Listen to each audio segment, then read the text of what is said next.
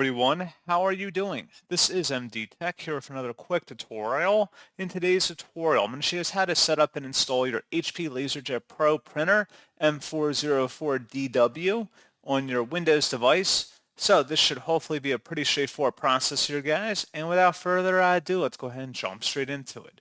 All you have to do is open up a web browser, and into Google, you want to search for HP LaserJet Pro M404dw support. Go ahead and search for that.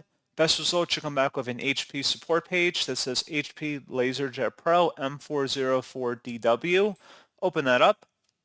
And now that we're on here, you want to go underneath software and drivers and select the HP LaserJet Pro M404/M405dw printer full software solution. Go ahead and select download. And then once it's downloaded to your device, go ahead and open up that file to extract it.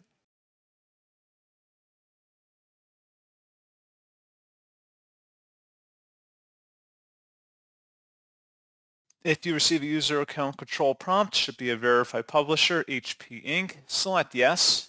And then you just want to proceed with the on-screen wizard here, configure it based on your preferences, and that's all you have to do.